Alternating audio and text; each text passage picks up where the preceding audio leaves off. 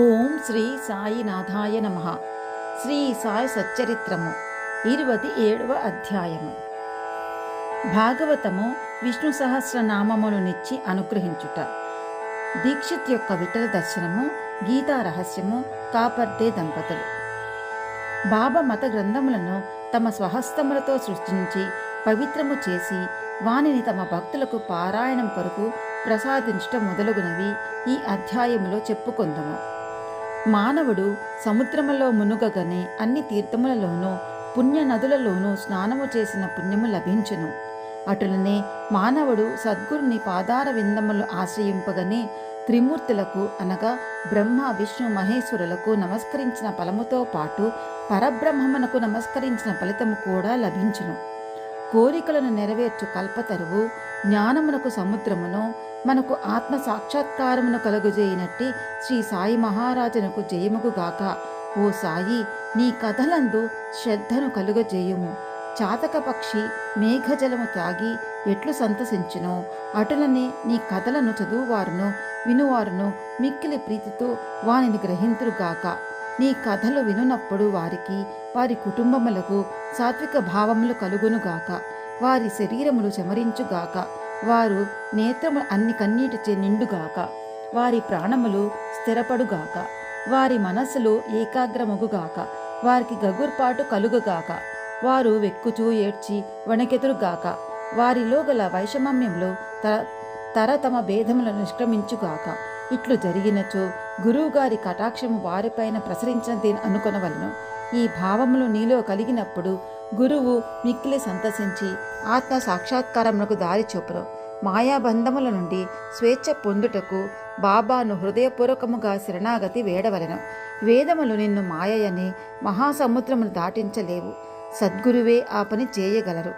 సర్వజీవ కోటి యందును భగవంతుని చూచినట్లు చేయగలరు.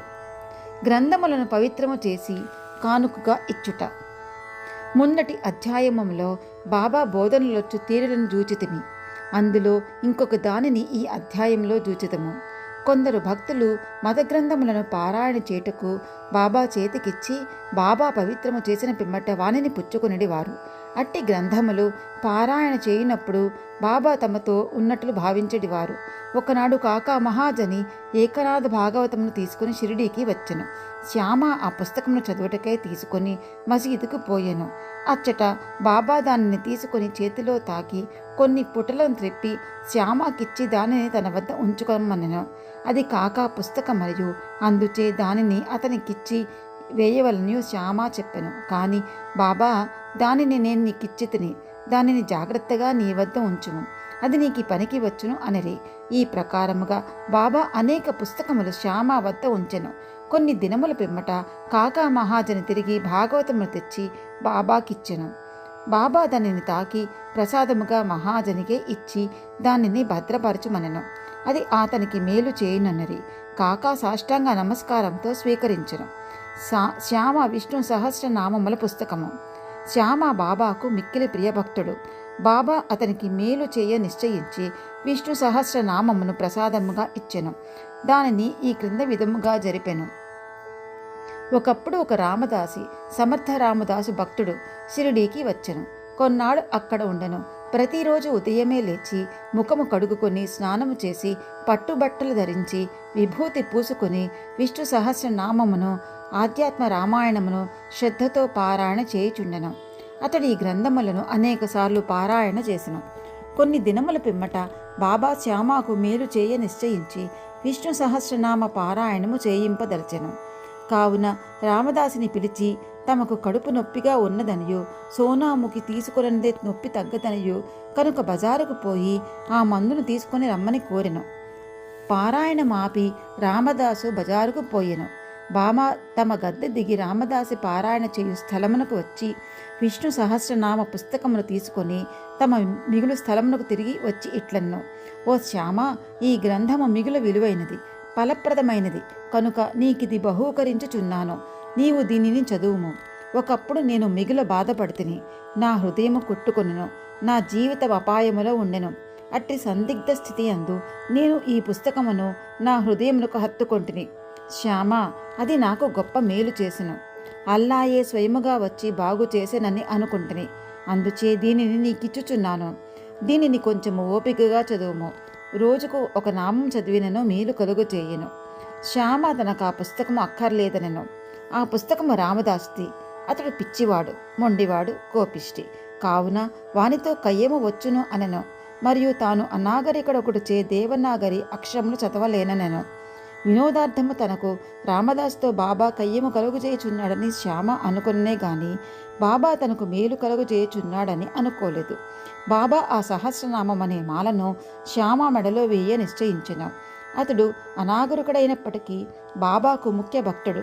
బాబా ఈ ప్రకారం అతనిని ప్రపంచ బాధల నుండి తప్పించగోరెను. భగవన్నామ ఫలితము అందరికీ విషదమే. సకల పాపముల నుండి, దురాలోచనల నుండి, చావు పుట్టకల నుండి అది మనలను తప్పించును. దీనికంటే సులభమైన సాధనం ఇంకొకటి లేదు. అది మనస్సును పావనము చేయుటలో మిక్కిలి సమర్థమైనది. దానికి ఎట్టి తంతు కూడా అవసరము లేదు. దానికి నియమము ఏమీయూ లేవు. అది మిగులు సులభమైనది, ఫలప్రదమైనది. శ్యామకు ఇష్టము లేనప్పటికీ వానిచే దానిని అభ్యసించే వేయవలనని బాబాకు దయ కలిగెను. కనుక దానిని బాబా వానిపై బలవంతముగా రుద్దెను. ఆ ప్రకారముగానే చాలా కాలము క్రిందట ఏకనాథ మహారాజు బలవంతముగా విష్ణు సహస్రనామము ఒక బీద బ్రాహ్మణునిచే పారాయణ చేయించి వానిని రక్షించెను. విష్ణు సహస్రనామ పారాయణ చిత్తశుద్ధికి ఒక విశాలమైన చక్కటి మార్గము. కానీ దానిని బాబా శ్యామకు బలవంతముగా ఇచ్చెను. రామదాసి త్వరలో సోనాముకి తెచ్చెను. అన్నా చింజనీకర్ అక్కడనే ఉండెను. నారదుని వలె నటించి జరిగినదంతయు వానికి చెప్పెను.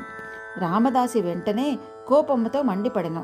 కోపముతో శ్యామపై పడి శ్యామాయే కడుపు నొప్పి సాకుతో బాబా తనను బజారుకు పంపునట్లు చేసి ఈ లోపల పుస్తకమును తీసుకొనెను అనెను. శ్యామను తిట్టనారంభించెను. పుస్తకము ఈయనచు తల పగల కొట్టుకొను అనెను. శ్యామ నెమ్మదిగా జవాబిచ్చెను. కానీ ప్రయోజనము లేకుండెను. అప్పుడు దయతో బాబా రామదాసు ఇట్లు పలికెను. ఓ రామదాసి, ఏమి సమాచారమో? ఎందుకు చికాకు పడుచున్నావు? శ్యామ మనవాడు కాడా? అనవసరముగా వాని నేల తిట్టుదెవు. ఎందుకు జగడమాడుచున్నావు? నెమ్మదిగా ప్రేమతో మాటలాడవా? ఈ పవిత్రమైన గ్రంథములను నిత్యము పారాయణ చేయుచుంటివి గాని ఇంకనూ నీ మనస్సును అపవిత్రముగాను అస్వాధీనముగాను ఉన్నట్లున్నది. నీవెట్టి రామదాసువయ్యా? సమస్త విషయములందు నీవు నిర్మలుడుగా ఉండవలను. నీవు ఆ పుస్తకమును అంతగా అభిలషించుట వింతగా ఉన్నది. నిజమైన రామదాసికి మమత కాక సమత ఉండవలను. ఒక పుస్తకము కొరకు శ్యామత పోరాడుచున్నావా? వెళ్ళు, నీ స్థలములో కూర్చునము. ధనమిచ్చిన పుస్తకము అనేకములు వచ్చును, కానీ మనుష్యులు రారు. బాగా ఆలోచించుము, తెలివిగా ప్రవర్తింపుము. నీ పుస్తకము విలువ ఎంత? శ్యామకు దానితో ఎట్టి సంబంధమూ లేదు. నేనే దానిని తీసుకుని వానికిచ్చితిని. నీకది కంఠపాఠముగా వచ్చును కదా. కావున శ్యామ దానిని చదివి మేలు పొందను అనుకుంటుని. అందుచే దాన్ని అతనికిచ్చి తిని. బాబా పలుకులంత మధురముగా, మెత్తగా, కోమలుగా, అమృత తుల్యముగానున్నవి. వాని ప్రభావము విచిత్రమైనది. రామదాసి శాంతించెను. దానికి బదులు పంచరత్న గీతయను గ్రంథమును శ్యామ వద్ద తీసుకొనదును అనెను. శ్యామ మిక్కిలి సంతోషించి ఒక్కటేలా 10 పుస్తకములు ఇచ్చేదనన్ను. బాబా ఈ విధముగా వారి తగును తీర్చెను. ఇందు ఆలోచించవలసిన విషయం ఏమనా, రామదాస పంచరత్న గీత నేల కోరెను. అతడు లోననున్న భగవంతుని తెలుసుకున్నట్టు ఎన్నడూ యత్నించి ఉండలేదు. ప్రతినిత్యము మత గ్రంథములను మసీదులో బాబా ముందర పారాయణం చేయువాడు. శ్యామతో బాబా ఎదుట ఏల జగడమాడెను. మనము ఎవరిని నిందించవలనో, ఎవరిని తప్పుపట్టవలనో పోల్చుకొనలేము. ఈ కథ ఈ విధంగా నడిపించకపోయినచో ఈ విషయం యొక్క ప్రాముఖ్యము, భగవన్నామస్మరణ ఫలితము, విష్ణు సహస్రనామ పారాయణ మొదలగునవి శ్యామకు తెలిసి ఉండవు. బాబా బోధించు మార్గము, ప్రాముఖ్యము కలుగజేయే విషయములు సాటిలేనివి. ఈ గ్రంథమును క్రమముగా శ్యామ చదివి దానిలో గొప్ప ప్రావీణ్యము సంపాదించెను. శ్రీమాన్ భూటి అల్లుడగు జీజీ నార్కేకు బోధించగలిగాను. ఈ నార్కే పూనా ఇంజనీరింగ్ కాలేజీ ప్రిన్సిపల్గా ఉండెను. ఇక గీతా రహస్యము. బ్రహ్మ విద్య అధ్యయనము చేయువారిని బాబా ఎల్లప్పుడూ ప్రేమించువారు, ప్రోత్సహించువారు. ఇచ్చట దానికి ఒక ఉదాహరణ ఇచ్చదము. ఒకనాడు బాపు సాహెబ్ జోగ్కు ఒక పార్సెల్ వచ్చెను. అందులో తిలక్ రాసిన గీతా రహస్యం ఉండెను. అతడు ఆ పార్సెల్ను తన చంకలో పెట్టుకుని మసీదుకు వచ్చెను. బాబాకు సాష్టాంగ నమస్కారం చేయనప్పటిది కింద పడిపోయాను. అదేమని బాబా అడిగాను. అక్కడనే దాన్ని విప్పి బాబా చేతిలో ఆ పుస్తకం ఉంచెను. బాబా కొన్ని నిమిషములు పుస్తకములోని పేజీలను తిప్పి తన జేబులో నుండి ₹1 తీసి పుస్తకముపై పెట్టి దక్షిణతో కూడా పుస్తకమును జోగునకు అందించెను. దీనిని పూర్తిగా చదువుము, నీకు మేలు కలుగును అనిరి. కాపర్తే దంపతులు కాపర్తేల వృత్తాంతంతో ఈ అధ్యాయమును ముగించదము. ఒకప్పుడు కాపర్తే తన భార్యతో షిరిడీకి వచ్చి కొన్ని నెలలుండెను. దాదాసాహెబ్ కాపర్తే సామాన్యుడు కాడు. అమరావతిలో మిక్కిలి ప్రసిద్ధికెక్కిన ప్లీడరు, మిక్కిలి ధనవంతుడు, ఢిల్లీ కౌన్సిల్లో సభ్యుడు, మిక్కిలి తెలివైన వాడు, గొప్ప వక్త. కానీ బాబా ముందర ఎప్పుడూ నోరు తెరవలేదు. అనేక మంది భక్తులు పలుమారులు బాబాతో మాట్లాడిరి, వాదించిరి. కానీ 3 మాత్రము, అనగా కాపర్తే, నూల్కర్, బూటి నిశ్శబ్దముగా కూర్చుండువారు. వారు వినయ విధేయత నమ్రతలున్న ప్రముఖులు.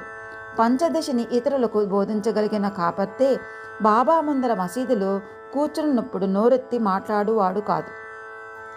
నిజముగా మానవుడెంత చదివిన వాడైననో, వేదపారాయణ చేసిన వాడైననో బ్రహ్మజ్ఞాని ముందర వెలవెలబోవును. పుస్తక జ్ఞానము బ్రహ్మజ్ఞానము ముందు రాణించదు. దాదాసాహెబ్ కాపర్తే 4 మాసములుండెను.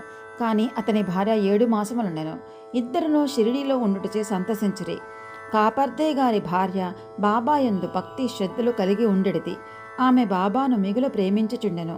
ప్రతిరోజు 12 గంటలకు బాబా కొరకు నైవేద్యము స్వయముగా తెచ్చుచుండెను. దానిని బాబా ఆమోదించిన తరువాత తాను భోజనము చేయుచుండెను. ఆమె ఒక్క నిలకడను నిశ్చల భక్తిని బాబా ఇతరులకు బోధించుచుండెను.